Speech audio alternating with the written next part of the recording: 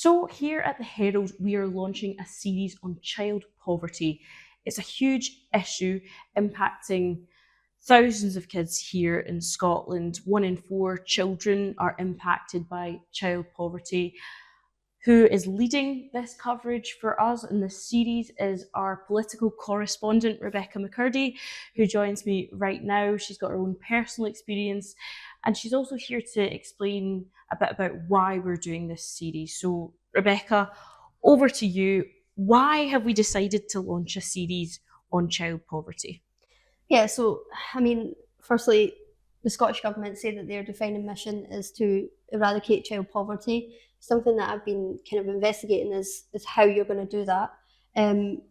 But for me, I wanted to come at it and not just be a talking shop. Like, I wanted to actually bring the lived experience that I have, as much as it's uncomfortable for me and I don't like to talk about it, and I worry about what that's like to talk about it and how that's going to manifest. But I felt like it wouldn't be authentic to talk about, for me to write about child poverty in this way without kind of sharing my own experience and maybe making myself a little bit uncomfortable, because it is an uncomfortable topic, and I think that we need to talk about it and we need to get uncomfortable. But hopefully it allows viewers and readers to relate to the fact that, you've gone through this, you can relate to this, you're platforming this voice. And so I think it's incredibly important.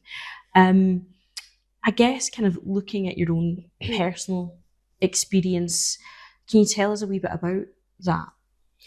Yeah, so I mean, I have 2 older brothers, and growing up, both my parents worked until my dad got mentally ill, so he no longer could work. He was kind of in and out of hospital for most of my childhood. My mum kept up her social care job that she's held since the age of 15, and she loves it, and she's great at it, and she's always done the absolute best that she can for us. But I mean, things were tough, and we had to make tough choices, and there would be times when we would have to make, like, my mum would go without any food so that me and my brothers could eat. And I really remember a lot, actually, like sitting awake at night worrying, like, is my mum going to be okay? Like, how much longer can she go on like this? And because of the personal sacrifices that she had to make. And I think that comes with, the stereotypes as well around poverty and the issues around benefits. How hard working and loving your own mum was when it came to these issues, and that's why I guess one of the things that we're looking at in this series is tackling stigma. Yeah, I mean, I think that the stigma is huge. Like, it would be like if you're going to school and like maybe hand-me-downs, or I've written about this before, standing in the queue waiting for your free school meal ticket. It's like you feel this level of anxiety, like, is anyone watching, is people seeing this? And it's like, it's horrific.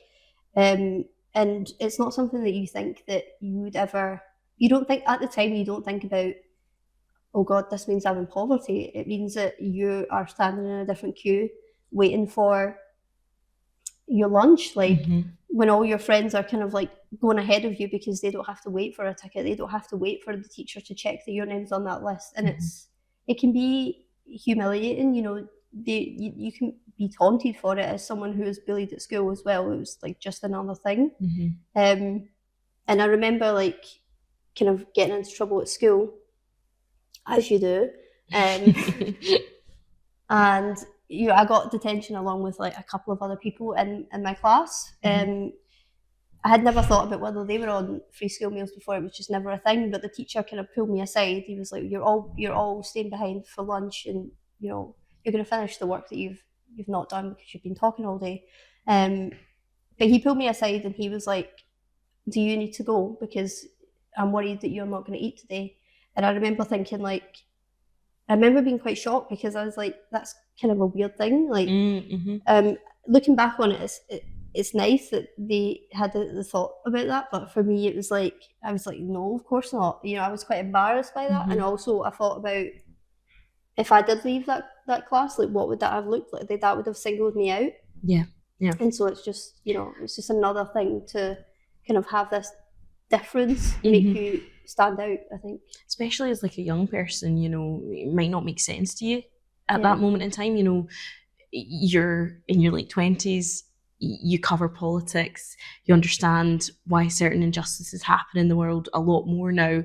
When you're a young person, making sense of that world must be incredibly difficult. Yeah, I mean, I think you just kind of at that time you just kind of get on with it. Like, you know, obviously I had a million other things going on. I had, you know, an ill parent that I had to think about, but you just don't think about it at that point. And like coming out of it now and kind of reflecting on it, obviously I'm in a really fortunate position now. I'm able to kind of use this platform to talk about it, but I couldn't have imagined doing that then. Like, it really does follow you. Like, living and growing up in poverty follows you to now. It kind of follows your mindset, and you know, I'm fortunate that I don't have to count pennies like we had to do. You know, I don't have to walk around the supermarket and count up everything in my head. If I want something, I'm able to get it.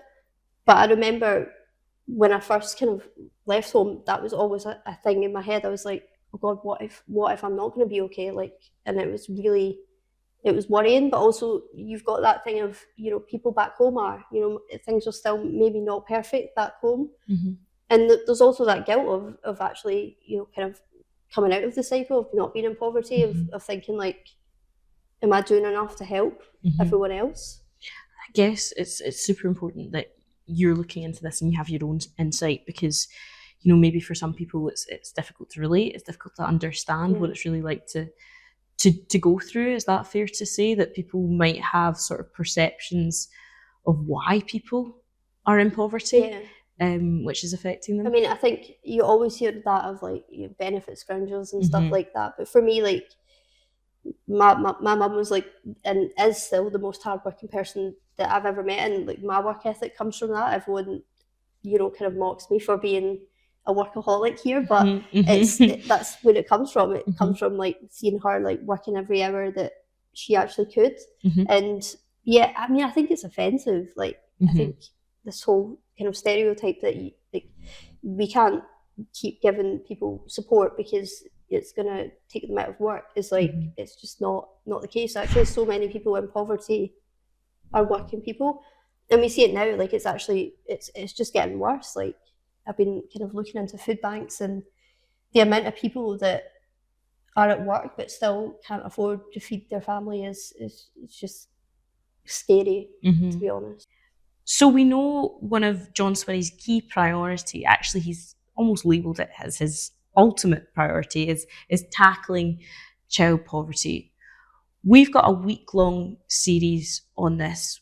What do we hope to achieve by doing this, and what are we going to do going forward, I guess, Rebecca? Yeah, I mean, I think crucially it's a week-long series, but it's an issue that isn't going to go away, and I think we want to start an open and honest conversation. If it is a defining mission of the government, then let's talk about what needs to be done. You know, there's those ambitious targets to reduce child poverty to 18% by 2030.